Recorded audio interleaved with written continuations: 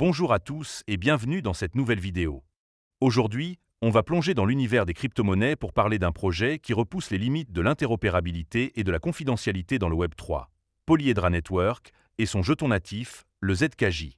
Si vous vous demandez si cette crypto-monnaie est une opportunité d'investissement, si elle peut transformer la connectivité entre blockchains ou si elle mérite votre attention, vous êtes au bon endroit.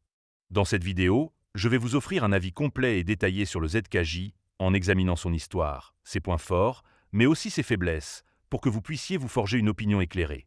Voici le plan. D'abord, on reviendra sur l'origine du projet Polyhedra Network et ce qui le rend unique. Ensuite, on explorera ses principaux avantages, puis on abordera ses inconvénients, et enfin, je conclurai avec une note sur 10 pour partager mon ressenti global.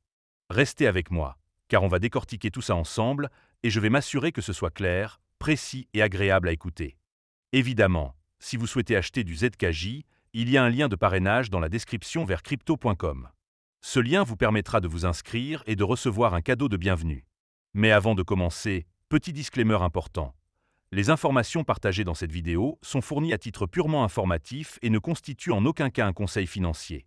Je vous encourage vivement à vérifier chaque détail et faire vos propres recherches en complément de cette vidéo. Commençons par la première partie. D'où vient cette crypto-monnaie ? Polyhedra Network est une plateforme d'infrastructure décentralisée axée sur l'interopérabilité, la scalabilité et la confidentialité dans l'écosystème Web3, selon le site officiel polyhedra.network. Fondée en 2022 par James Zhang et Tianchen 11e, deux experts en cryptographie et informatique issus d'institutions comme UC Berkeley et Tsinghua University, le projet s'appuie sur la technologie des preuves à connaissance nulle, ou ZKP, pour connecter les blockchains et les systèmes Web 2 ou Web 3. Le jeton ZKJ, un ERC-20 lancé en mars 2024, sert à la gouvernance, aux frais de réseau et à l'incitation des validateurs. Avec une offre maximale de 1 milliard de jetons, dont 67,46 millions en circulation, le ZKJ se négocie à environ 2,05 $ américains en mai 2025, avec une capitalisation boursière de 138 millions de dollars américains, le classant 240e sur CoinMarketCap. Le volume de trading sur 24 heures atteint 9 millions de dollars américains et le jeton est listé sur 25 exchanges, dont Binance, OKX, Bibi, KuCoin et Get.io. Polyhedra a levé 45 millions de dollars américains en 4 rondes, soutenu par Binance Lab, Polychain Capital, Hki Capital et Animoca Brands, atteignant une valorisation de 1 milliard de dollars américains en 2024. Son produit phare, ZK Bridge, permet des transferts d'actifs et de messages entre plus de 20 blockchains, comme Ethereum, BNB Chain, Arbitrum et Polygon. Des solutions comme ZKDID, pour l'identité décentralisée, et Expandé, un système ZKP rapide, renforce son écosystème. Cependant, des défis comme la transparence et la concurrence nous amènent à examiner ses forces et faiblesses. Passons à la deuxième partie pour explorer les avantages du ZKJ. On attaque maintenant les avantages du ZKJ, et je vais vous détailler 5 points forts qui font de cette crypto-monnaie et de son écosystème un projet prometteur pour les traders et les développeurs Web3. Le premier bon point, c'est l'interopérabilité avancée via ZK Bridge.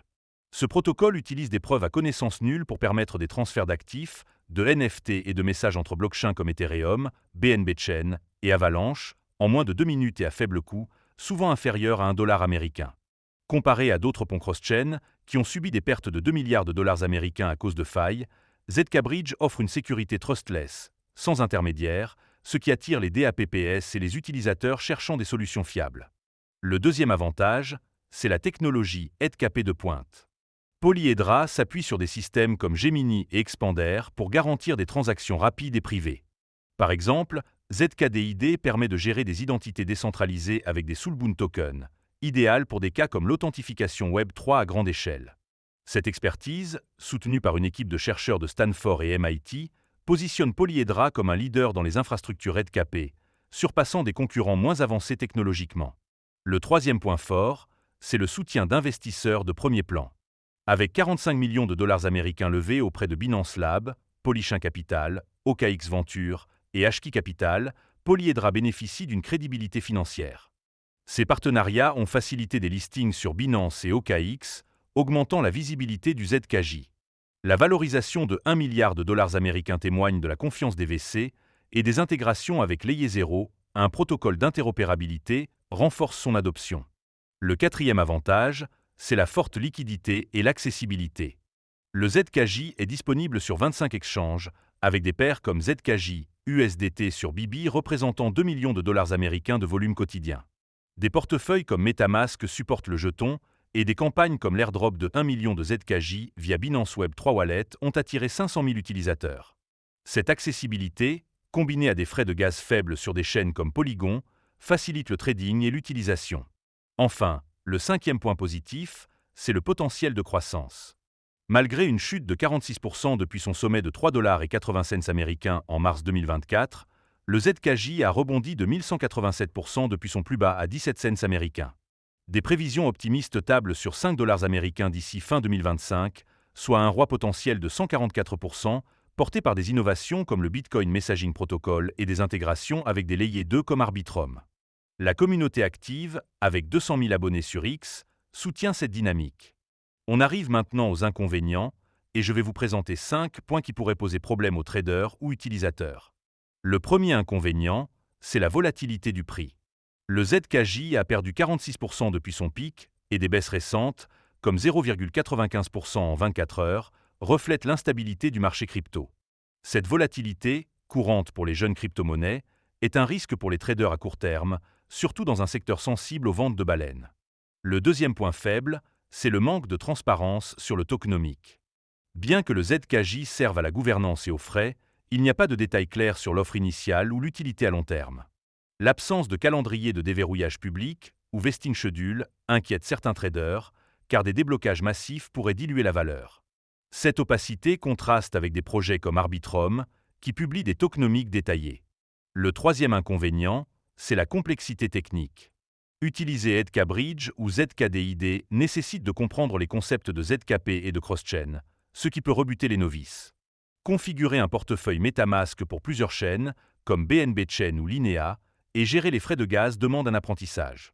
Cette barrière limite l'adoption par les utilisateurs non techniques, comparée à des ponts plus simples comme Wormhole. Le quatrième point négatif, c'est les risques de sécurité.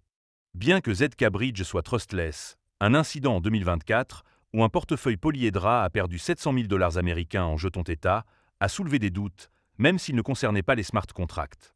Les audits par Certica sont en cours, mais l'absence de rapport complet de firmes comme Trade of Bit peut freiner la confiance, surtout après les piratages de ponts cross-chain.